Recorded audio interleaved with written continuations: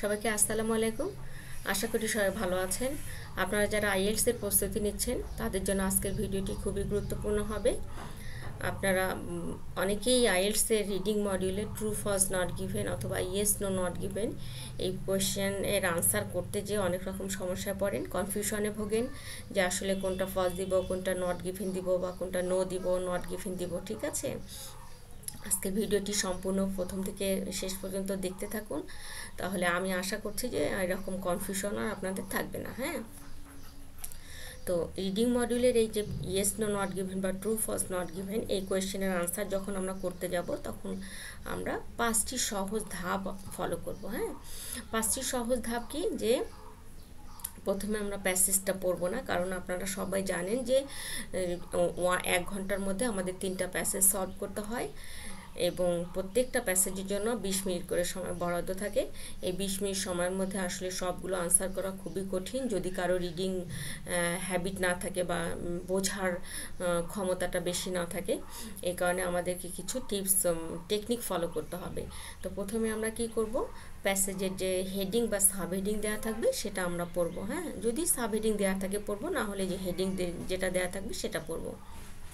হেডিংটা এই কারণে পড়বো, জাস্ট একটু আমাদের ব্রেনকে বলা যে বা আমাদেরকে একটু বুঝে নেওয়া যে প্যাসেজটা কী নিয়ে লেখা থাকতে পারে। হ্যাঁ, এরপরে আমরা কি করব, কোয়েশ্চেনে চলে যাব, কোয়েশ্চেনটা পড়বো এবং কোয়েশ্চেনটা বোঝার চেষ্টা করব। হ্যাঁ, যে কোয়েশ্চেনের পারপোজটা কি, কেন স্টেটমেন্টটা দেওয়া হয়েছে, এই স্টেটমেন্ট থেকে আসলে কি তারা জানতে চাচ্ছে, আনসার আমরা কি দিব, ট্রু দিব, ফলস দিব না নট গিভেন দিব। ঠিক আছে, তারপরে কিওয়ার্ডসটা আমরা আন্ডারলাইন করব, দেখব এবং আন্ডারলাইন করব। কিওয়ার্ডস কোনগুলো হতে পারে, কিওয়ার্ডস বিভিন্নভাবে আমরা সিলেক্ট করতে পারি, যে প্রথম দিকের কিওয়ার্ডস নিলাম, সাবজেক্ট, মিডিলের কিছু ওয়ার্ডস নিলাম বা শেষের কিছু ওয়ার্ডস নিলাম। মানে এমনভাবে আমরা কিওয়ার্ডস বাছাই করব যে যেগুলো আন্ডারলাইন করলে আমরা পুরো স্টেটমেন্টের মিনিংটা আমরা বুঝতে পারবো। হ্যাঁ, অথবা আরও কিছুভাবে করা যায়, সিলেক্ট করা যায় যে প্রতিটা স্টেটমেন্টের নাউন আমরা সিলেক্ট করতে পারি, আন্ডারলাইন করতে পারি, ভার্ব করতে পারি, অ্যাডজেক্টিভ করতে পারি, এভাবে আমরা কিওয়ার্ডসগুলো দাগাতে পারি। হ্যাঁ, যখনই আমাদের কিওয়ার্ড দাগানো হবে আন্ডারলাইন করে ফেলবো, তারপরে আমরা ঝটপট কী করব, সেই কিওয়ার্ডসগুলো প্যাসেজের কোথায় আছে সেটা আমরা খুঁজে বের করবো, এই যে স্কিমিং করব। হ্যাঁ, স্কিমিংটা কি, যে ওই যে খুব দ্রুত গতিতে প্যাসেজটা চোখ বুলিয়ে যাব এবং আমার এই স্টেটমেন্টের কিওয়ার্ডসগুলো কোথায় আছে সেগুলো লোকেট করবো, যে locate the position of the কিওয়ার্ডসটা কেন আমরা সিলেক্ট করব, প্রথমে জাস্ট জেনারেল একটা মিনিংয়ের জন্য আমরা কিওয়ার্ডসগুলো সিলেক্ট করব। হ্যাঁ, স্কিমিং করব। স্কিমিং যখন হয়ে যাবে, আমার কিওয়ার্ডগুলো ফাইন্ড আউট হয়ে যাবে প্যাসেজের কোথায় আছে কিওয়ার্ডস, তারপরে আমরা কোন কাজটি করব, স্ক্যানিং করব। স্ক্যানিংটা কি, যখন আমি কিওয়ার্ডস পেয়ে গেলাম যে এখানে আমার এই কিওয়ার্ডসগুলো আছে, তখন আমি পুরো সেন্টেন্সটা পড়ে প্যাসেজ থেকে আনসারটা ভালোভাবে বের করার চেষ্টা করব। মানে খুবই তখন ভালোভাবে, তখন আর চোখ বুলিয়ে পড়লে হবে না। হ্যাঁ, তখন স্ক্যানিং করা মানে খুবই কেয়ারফুলি পড়া, খুব সাবধানভাবে পড়ে তখন আমাদের আনসার বের করতে হবে। হ্যাঁ, ঠিক আছে, এই গেল। আর দুটি বিষয় আমরা খেয়াল রাখবো, সেটা হলো যে অনেক সময় প্যাসেজে কিছু ওয়ার্ড দেয়া থাকে না, কিন্তু স্টেটমেন্টে কিছু ওয়ার্ড দেয়া থাকে, যেমন some, never, always, believe, claim, only, first, etcetera. হ্যাঁ, এই ওয়ার্ডসগুলো স্টেটমেন্টে দেয়া থাকে কিন্তু প্যাসেজে দেয়া থাকে না। এই কারণে এই ধরনের ওয়ার্ডস যখন থাকবে আমাদের স্টেটমেন্টে, সেগুলো অবশ্যই আমরা করব, আন্ডারলাইন করব। এবং কারণ কি, এই ওয়ার্ডসগুলো থাকলে দেখা যাচ্ছে যে আপনার মিনিংটা পুরোপুরি, এই ওয়ার্ডসগুলো দেওয়ার কারণে মিনিংটা পুরোপুরি আপনার পাল্টে দেয়। এই কারণে এগুলো দেখা কিন্তু খুবই জরুরি। গেল এটি। আর এখন কথা হচ্ছে যে আমরা কখন ট্রু লিখব, কখন ফলস লিখব, কখন নট গিভেন লিখব। হ্যাঁ, দেখেন, প্যারাগ্রাফে যে ইনফরমেশন দেওয়া থাকবে আর স্টেটমেন্টে যে ইনফরমেশন দেওয়া থাকবে, দুটার মিনিং যদি একই হয় সেক্ষেত্রে আমরা কি লিখব, ট্রু বা ইয়েস লিখব। আর যদি মিনিং ডিফারেন্ট হয় তাহলে অবভিয়াসলি এটা কি লিখব, ফলস বা নো লিখব। আবার অনেক সময় এটা দেখতে পাই আমরা যে স্টেটমেন্টের কিছু অংশ প্যারাগ্রাফে আছে, আবার কিছু অংশ নাই।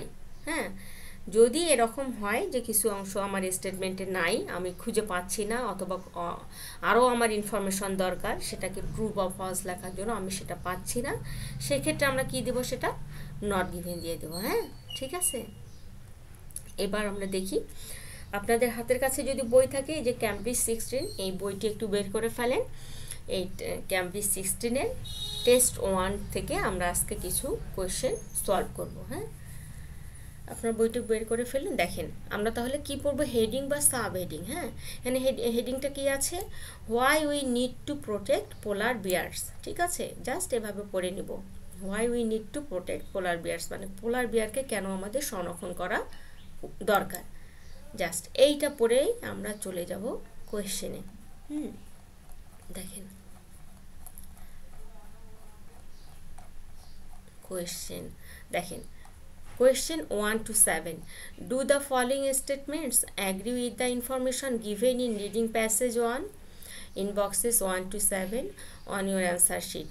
Write true, false, not given. এই যে if the statement agrees with the information তখন true লিখব, আর if the statement contradicts the information তখন false লিখব। not given কি, if there is no information on this। ঠিক আছে, গেল। তাহলে এবার আমরা দেখি নাম্বার 1 কোয়েশ্চেনটা, polar bear suffer from various health problems due to the build up of fat under their skin. হ্যাঁ, সরি, তাহলে অবভিয়াসলি এখানে কি হবে, পোলার বিয়ারসটা তো পাবোই আমরা, যেহেতু পুরো প্যাসেজটি আমাদের পোলার বিয়ার সম্বন্ধে লেখা। ঠিক আছে, এর এই যে সাফার ফ্রম, সাফার তারা ভোগে, বিভিন্ন রোগে ভোগে, সাফার, পোলার বিয়ার বিভিন্ন রোগে ভোগে। ভেরিয়াস হেলথ প্রবলেমস, হ্যাঁ হেলথ প্রবলেমস, হেলথ প্রবলেমসটা আমরা নিতে পারি, কিসে ভোগে তারা, হেলথ প্রবলেমে ভোগে। কেন ভোগে, এই যে due to the build up of fat under their skin, এই যে কিসের জন্য ভোগে, তাদের ফ্যাট, তাদের চামড়ার নিচে কিছু চর্বি থাকে, সেই জন্য তারা ভোগে। হ্যাঁ, ঠিক আছে, গেল। পরেরটা দেখেন, the study done by Liu and his colleagues compare different groups of polar bears. হ্যাঁ, তাহলে এখানে স্টাডিটা আমাদের একটা হতে পারে, একটা কিওয়ার্ড হতে পারে, স্টাডি করেছিল তারা, কে করেছিল, এই যে লিউ এবং তার কলিগরা করেছিল। এটা আমরা করি, আপনারা আন্ডারলাইন করবেন, আমি জাস্ট আপনাদের বোঝানোর জন্য অন্য কালার করে দিচ্ছি। তারা কি করেছিল, কম্পেয়ার করেছিল, এই যে কম্পেয়ার করেছিল ডিফারেন্ট গ্রুপস অফ পোলার বিয়ার্স, পোলার বিয়ার্সের বিভিন্ন গ্রুপের সাথে তারা কম্পেয়ার করেছিল। হ্যাঁ, ঠিক আছে। আরেকটি দেখি, Liu and colleagues were the first researchers to compare polar bears and brown bears genetically. এই যে ফার্স্ট, আমরা আগে এটা করব, ফার্স্ট পেয়ে গেছি, এটা আমি অন্য কালার দিয়ে দিচ্ছি। হ্যাঁ, তা লিউ এবং তার কলিগ, এটা আমরা নিতে পারি, লিউ এবং তার colleague first researchers to compare, compare তো ছিলই আমাদের, এখানেও নিতে পারি compare polar bears and brown bears genetically. তাহলে কার কার সাথে করেছিল কম্পেয়ার, পোলার বিয়ার এবং ব্রাউন বিয়ারের, এটা দাগাতে পারি, ব্রাউন বিয়ার্স দাগাতে পারি। ওকে, এবার দেখি, polar bears are able to control their levels of bad cholesterol by genetic means. দেখেন একটি দেখেন, এখানেও পোলার বিয়ার তো থাকবেই। পোলার বিয়ারটা আমরা যদি আন্ডারলাইন নাও করি তাও চলবে, কারণ আমরা পুরো প্যাসেজটি যেহেতু হেডলাইন ছিল why we need to protect polar bears, কাজে পুরোটা পোলার বিয়ার সম্বন্ধে থাকবে। যাই হোক, আর এবল টু কন্ট্রোল, তারা কন্ট্রোল করতে সক্ষম, এটা আমাদের একটা কি গুরুত্বপূর্ণ কিওয়ার্ড হতে পারে। তারা কন্ট্রোল করছে, কি কন্ট্রোল করছে, দেয়ার লেভেলস অফ ব্যাড কোলেস্টেরল, এই যে ব্যাড কোলেস্টেরল, এটা আমরা নিতে পারি। কারণ এটা নিলাম কি, যে যখন ইনভার্টেড কমা দিয়ে এরকমভাবে কোনো ওয়ার্ড দেয়া থাকবে, আমরা বেশিরভাগ ক্ষেত্রে ধরে নিতে পারি এই ওয়ার্ডগুলো আমরা প্যাসেজে এভাবেই পাবো। তাহলে পোলার বিয়ার তাদের এই যে ব্যাড কোলেস্টেরলটাকে তারা নিয়ন্ত্রণ করতে পারে, কিভাবে, বাই জেনেটিক মিনস, জেনেটিক উপায়ে তারা নিতে পারে। হ্যাঁ, ঠিক আছে, গেল।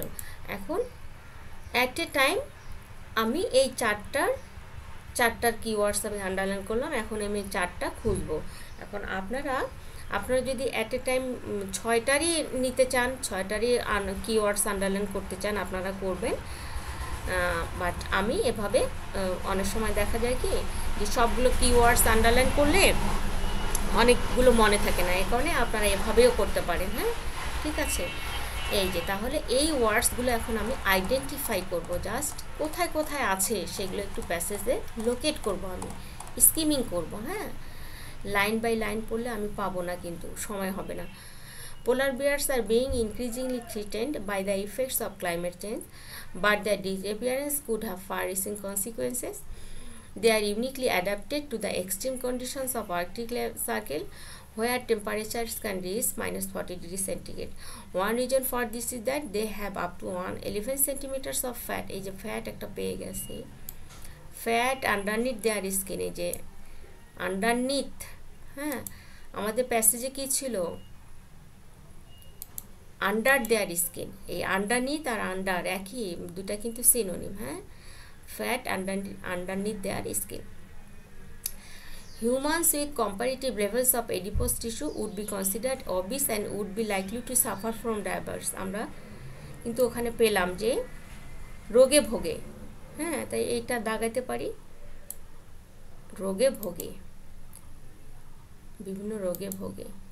ঠিক আছে, এবার দেখি আমাদের আরও কিওয়ার্ড ছিল। স্টাডি, লিউ এবং তার কলিগে যে স্টাডি, এখানে কিন্তু সেকেন্ড প্যারায় আছে স্টাডি। ঠিক আছে, স্টাডি, লিউ এবং তার কলিগ, এটাও ছিল। আমরা এটা এখানে আন্ডারলাইন করি। হ্যাঁ, যে দে কম্পেয়ার্ড, এই শব্দটাও ছিল আমাদের প্যাসেজে, স্টেটমেন্টে এই শব্দটাও ছিল, এটাও আন্ডারলাইন করি। Compare the genetic structure, genetically ছিল না ওখানে, এই যে জেনেটিক স্ট্রাকচার, জেনেটিক ওয়ার্ডটা যেহেতু পেয়ে গেছি, এটা আমরা আন্ডারলাইন করব। ব্রাউন বিয়ার্স, এই যে তারা পোলার বিয়ার আর ব্রাউন বিয়ারের মধ্যে তুলনা করেছিল তারা, এটা আন্ডারলাইন করি, ব্রাউন বিয়ার। হ্যাঁ, ঠিক আছে। আচ্ছা, আরও কি আমাদের কি ছিল? একটা ইনভার্টেড কমা দিয়ে লিউ অ্যান্ড হিজ কলিগস, এই যে এখানে আবার পেয়ে গেছি লিউ অ্যান্ড হিজ কলিগস, এটা আমরা করি, এটা আন্ডারলাইন করি। আচ্ছা, gene known as APOB which reduces levels of, এই লেভেলটাও ছিল কিন্তু, levels of low density lipoproteins LDLs, a form of bad cholesterol, এই যে ব্যাড কোলেস্টেরল। হ্যাঁ, তাহলে এই ব্যাড কোলেস্টেরলটাও আমি পেয়ে গেলাম। ঠিক আছে, তাহলে স্কিমিং করে ফেললাম আমি। এখন আমি কিসে যাব? তাহলে ধরে নেন, দেখেন, যেহেতু এখানে কোনো কিওয়ার্ড আমরা পাইনি, হ্যাঁ, ঠিক আছে, তাহলে এইটুক বাদ দিয়ে দিলাম, এতটুকু আমি একটু গ্রে কালার করে দিলাম। না,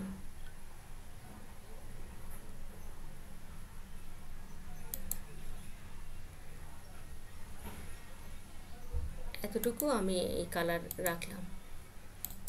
আমরা তাহলে দেখতে পাচ্ছি যে এখান থেকে এইটুকুর মধ্যে আমার আনসার পাওয়ার কথা। তাহলে আমরা ফার্স্ট কোয়েশ্চেনটা দেখি একটু।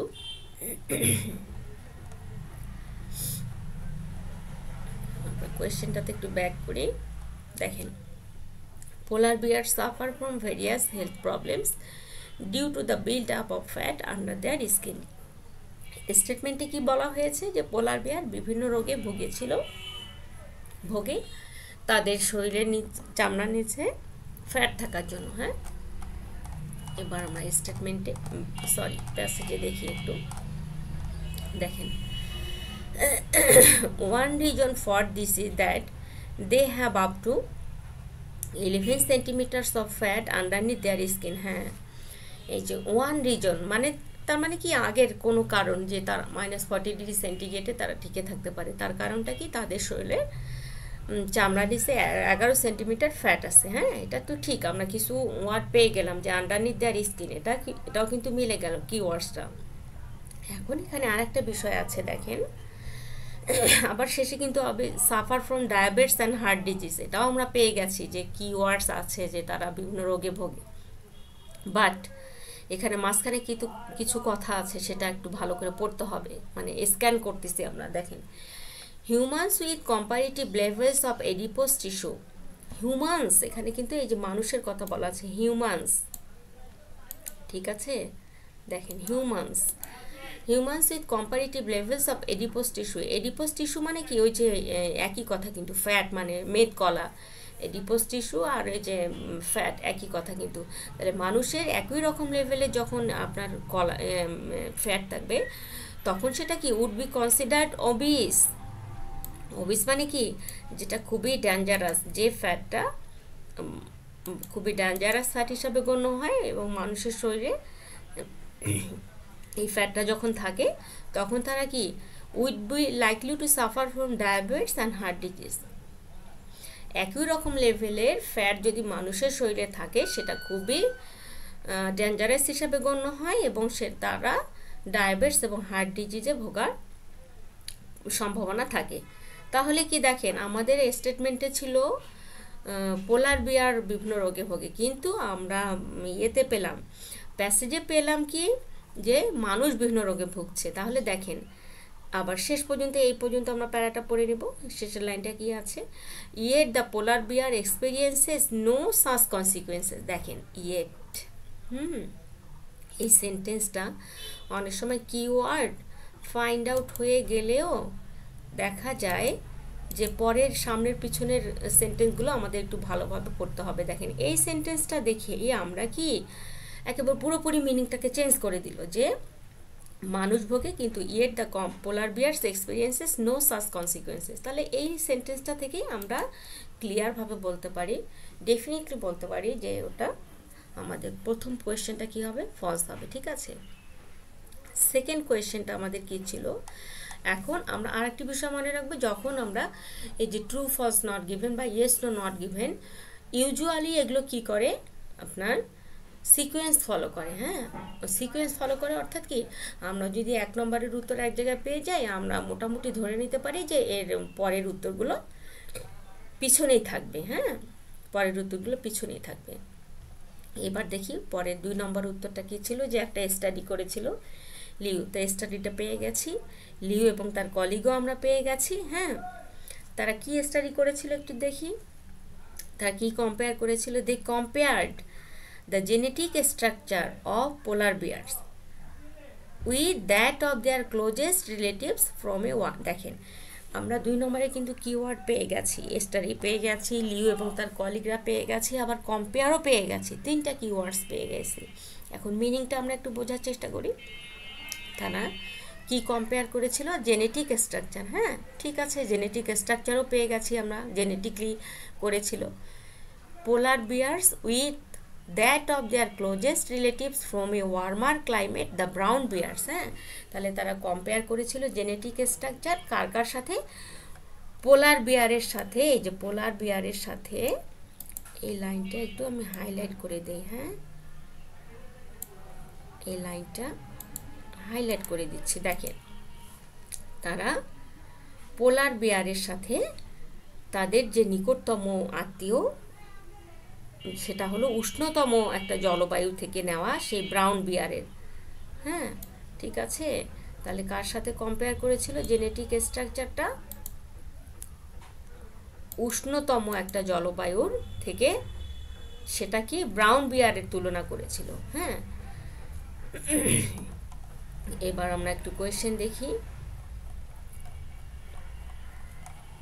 কোয়েশ্চেনটা কি আছে, আমাদের স্টেটমেন্ট কি আছে। দেখেন, the study done by Liu and his colleagues compared, আমরা কিন্তু স্টাডিও পেয়ে গেছি, ওখানে লিউ অ্যান্ড হিজ কলিগসও পেয়ে গেছি, কম্পেয়ার্ডও পেয়ে গেছি, 3টাই কিওয়ার্ডস পেয়ে গেছি। এখন 3টা কিওয়ার্ডস পেয়ে যাওয়া মানে সাথে সাথে যেটা ট্রু লিখে দেবো, এটা কিন্তু করা যাবে না, বাদ বাকি আমাদের স্ক্যানিং করে দেখতে হবে তার কি কম্পেয়ার করেছিল। মূল জিনিস কিন্তু এটাই, কম্পেয়ার করেছিল ডিফারেন্ট গ্রুপস অফ পোলার বিয়ার্স। কিন্তু আমরা স্টেটমেন্টে কি, প্যাসেজে কি পেলাম, যে পোলার বিয়ার এবং ব্রাউন বিয়ারের মধ্যে তারা কম্পেয়ার করেছিল, কিন্তু আমাদের এখানে কি আছে, different groups of polar bears. ঠিক আছে, তাহলে কি দেখেন, তাহলে কি এটা কি ট্রু হবে? ট্রু হবে না, এটা কি হয়ে গেল? ফলস হয়ে গেল, কারণ তারা পোলার বিয়ার এবং ব্রাউন বিয়ারের মধ্যে কম্পেয়ার করেছিল, কিন্তু আমাদের স্টেটমেন্টে পুরোপুরি সেটা মিলছে না, এই কারণে আমরা এটা কি দিব? ফলস দেব। হ্যাঁ, এবং 3 নম্বরটা এবার দেখি যে ফার্স্ট রিসার্চার কিনা তারা তারা পোলার বিয়ার এবং ব্রাউন বিয়ারের জেনেটিক স্ট্রাকচারটা করেছিল রিসার্চ, কিন্তু তারা প্রথম কিনা এটা আমরা দেখব, আর ব্যাড কোলেস্টেরল দেখব। হ্যাঁ, তাহলে আমরা এখন বলতে পারি যে 2 নম্বর উত্তরটা যেখানে শেষ হয়েছে তারপর থেকে আমাদের বাকিগুলো পাওয়ার কথা। দেখি পর থেকে। This allowed them to determine the genes that have allowed polar bears to survive in one of the toughest environments on Earth. Liu and his colleagues found the polar bears had a gene known as APOB, which reduces levels of low density lipoproteins LDLs, a form of bad cholesterol.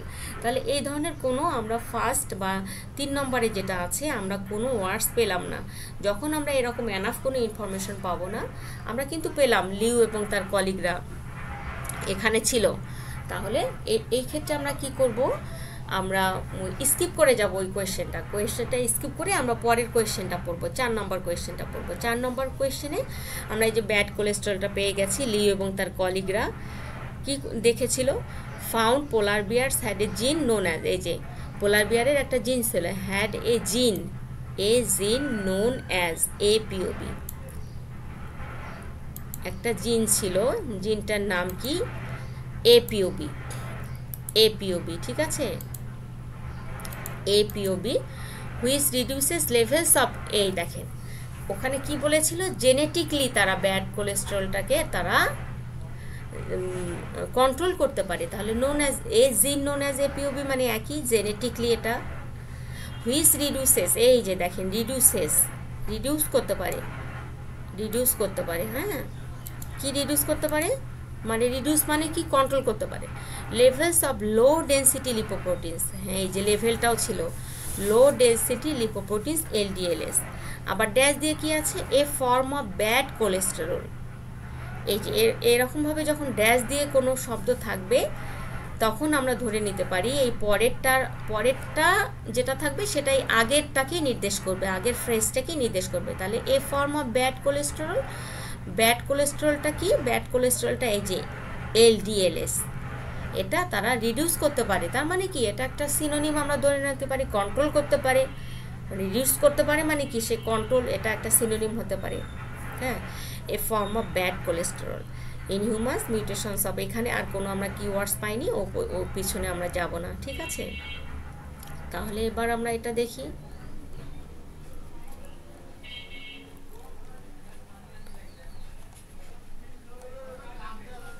দেখেন, polar bears are able to control their levels of bad cholesterol by genetic means. তাহলে কি? পোলার বিয়ার্সও আমরা পেয়ে গেছি control করতে পারে, ওই যে রিডিউসেস দেয়ার লেভেলটা কি? কিসের লেভেল করতে পারে? ওই যে LDLs লিপোপ্রোটিন। কেন সেটা করতে পারে? তাদের শরীরে এই যে জিন থাকার কারণে, এই যে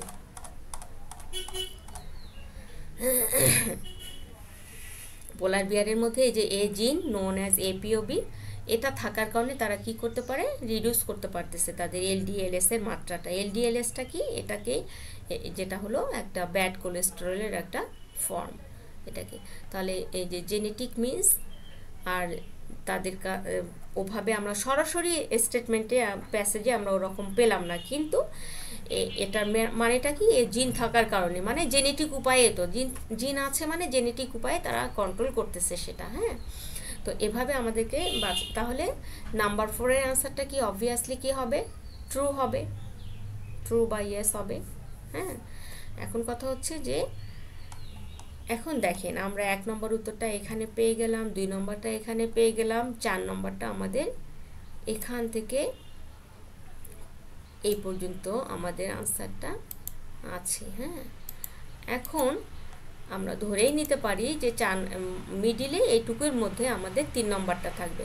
তো এইটুকু একটু পড়ে নেই। This allowed them to determine the genes that have allowed polar bears to survive in one of the toughest environments on earth. এখানে শুরুতে কী ছিল, তারা একটা স্টাডি করেছিল লিও এবং কলিগ। তো তারা যে প্রথম রিসার্চার্স কিনা নাকি শেষ রিসার্চার, আমরা এই প্যারাতে এরকম কোনো রকম ইনফরমেশন আমরা পাইনি। একটু পরের দিকে পড়ে দেখি। In humans mutations of this gene are associated with the increase risk of heart disease. Polar bears may therefore be an important study model to understand heart disease in humans. হ্যাঁ, তাহলে এরকম কোনো ইনফরমেশন আমরা আর পেলাম না। ঠিক আছে, তাহলে 3 নম্বরটা কি? 3 নম্বরটা আমাদের নট গিভেন। তাহলে এটা কি হবে? ফলস। ঠিক আছে, এটা ফলস। 2 নম্বরটা কি? এটাও ফলস। 3 নম্বরটা কি? তাহলে আমরা কি পেলাম? আমরা নট গিভেন লিখব। ঠিক আছে, নট গিভেন। আর 4 নম্বরটা কি? 4 নম্বরটা ট্রু হবে, অবভিয়াসলি ট্রু। ঠিক আছে, তাহলে আপনারা এভাবেই সবগুলো ট্রাই করবেন। আশা করি সবাই আপনারা পাবেন। হ্যাঁ, এভাবে প্র্যাকটিস করতে থাকবেন। আর আপনাদের যদি কোনো কোয়েশ্চেন থাকে বা অন্য কোনো কোয়েরি থাকে যে আপনারা কোন টপিক বুঝতে পারছেন না, আপনারা অবশ্যই আমাকে কমেন্টে জানিয়ে দেবেন। আর আমার ভিডিওটি ভালো লাগলে আমার চ্যানেলটি সাবস্ক্রাইব করবেন এবং পাশে থাকবেন। আর তো বললাম যে যদি কোনো কোয়েশ্চেন থাকে, কোয়েরি থাকলে আপনারা আমাকে কোয়েশ্চেন করবেন, আমি সেভাবে প্রোভাইড করার চেষ্টা করব। আর বাকিগুলো আপনারা 5, 6, 7 এগুলো এই 3টা করে নেবেন। ঠিক আছে, নিজেরাই এই টেকনিকগুলো ফলো করে আপনারা করার ট্রাই করবেন। ঠিক আছে, সবাই ভালো থাকবেন, সুস্থ থাকবেন। আল্লাহ হাফেজ।